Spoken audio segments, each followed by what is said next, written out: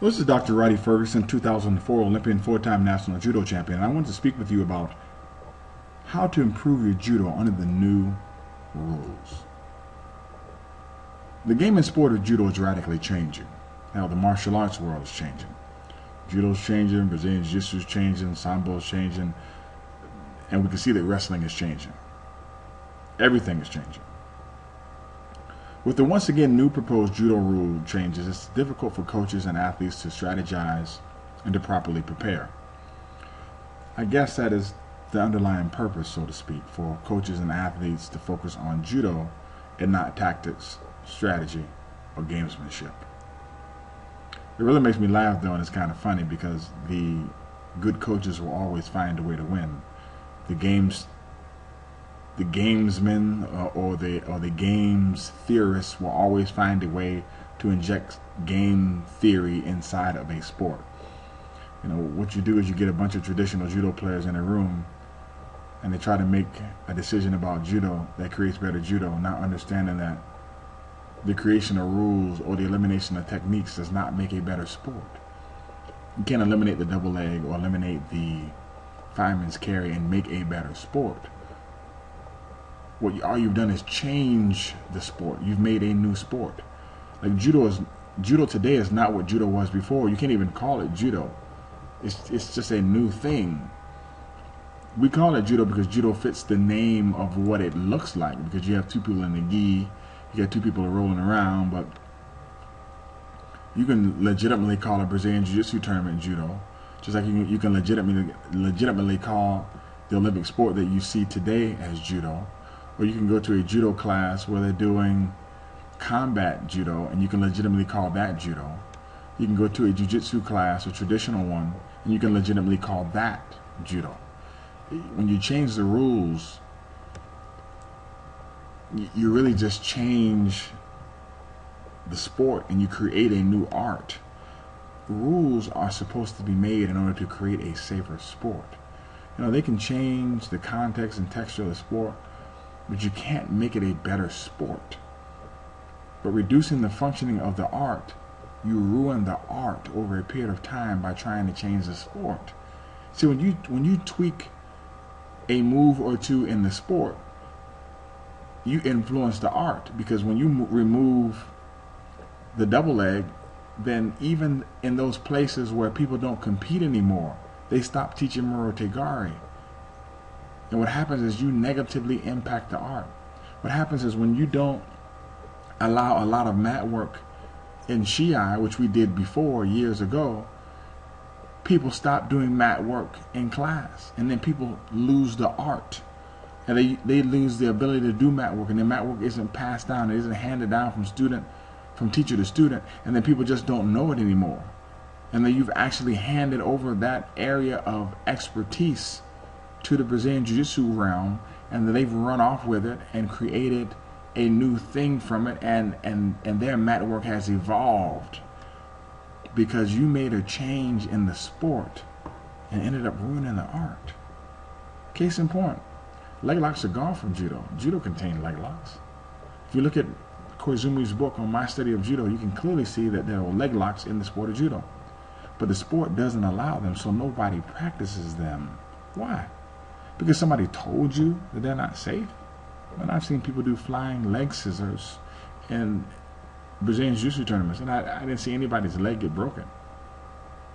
People get hurt in tournaments, especially on the high levels of sport. That's what happens.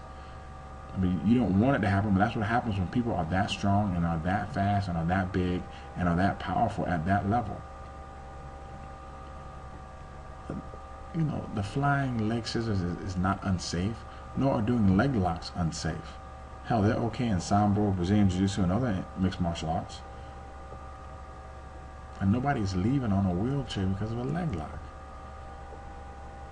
How many times have you done strikes in judo class? Atimi Waza isn't even taught anymore in judo. I'm a third-degree black belt in judo, and I never have learned any of the striking that's in judo. It's a shame. I can honestly tell you with a high level of shame that I achieved the level of black belt without learning one strike in the martial art of judo. I'm not mad with it. It is what it is, but is shameful. As I've gotten older and dabbled deep into the arts, I've come to find tremendous value in self-defense training and completely understanding the sword.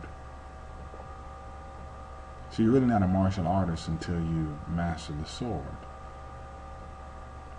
And when you look at things in judo like grip fighting is nothing but knife and stick fighting, or small sword or 2.5-inch knife fighting without the knife. The movements are almost exactly the same. But you have to study. You have to go to people who do traditional jiu-jitsu, small circle jiu-jitsu, Miyamaru jiu-jitsu, and understand the sword, the blade, the knife, and the way of the sword. Because you're not a martial artist until you understand the way of the sword. Like judo has eliminated staple techniques such as the double leg, single leg, fireman's carry, to the point where cross-training in judo is no longer a viable option for most wrestlers or MMA practitioners.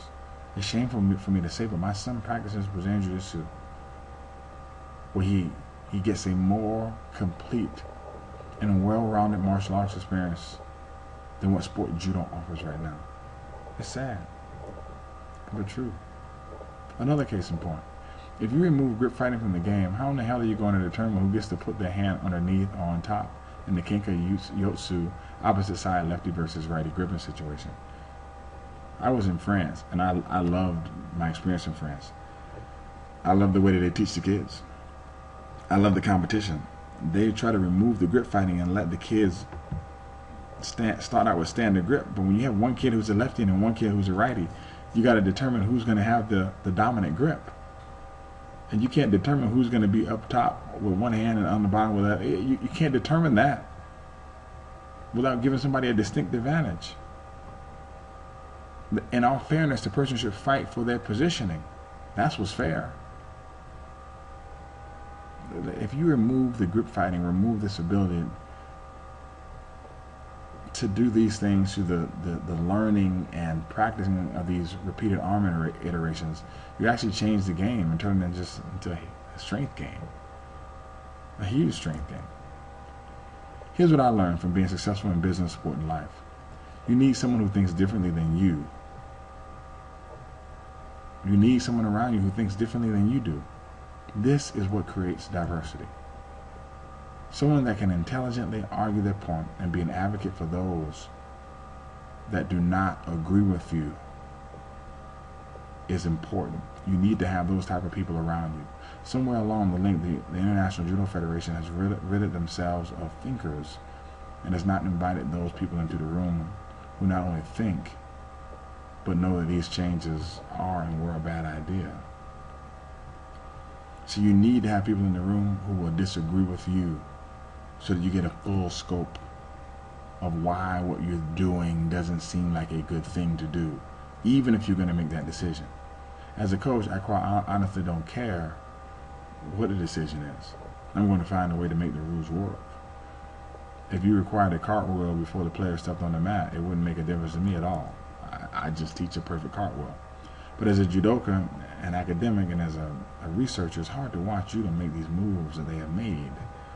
But while they're making them, it is still my job to make sure that you, as a practitioner and a coach, have what you need in order to win. So here's the key information. Don't buy into the whole all you need is a good judo movement, because that's garbage.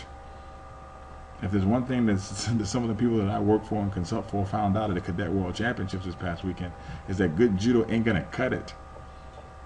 You still got to go to the weight room. You still got to learn how to grip fight. You still got to have good tactics, and you still got to have good strategy. Good judo is good. But what you need to understand is the judo that is played today. And understanding judo means that you have to understand behavioral psychology and the theory of behaviorism. Why? Because judo players are human. And a judo match is an event that appears to be random. But there is no randomness in the event. All the moves and the behaviors are programmed, from the referee to the players. It looks and seems random and chaotic until you do the work and categorize things and create order. My job as a coach is to take a player with a name and turn him or her into a bunch of movements and responses. This is my job, and yours too. The rules in all actuality just make my job easier. It just helps me with order. I use Judo scouting reports and Judo to create a perceived randomness inside of the event. I also created a free e-coaching course just for you about scouting for Judo that is easily worth $2,100 per my time and what I put into the product, but I give it to you for absolutely free. And you can get it right here at www.judoscoutingreports.com. Take care and have a super fantastic day. This is Dr. Roddy Ferguson, and I'm dedicated to your improvement.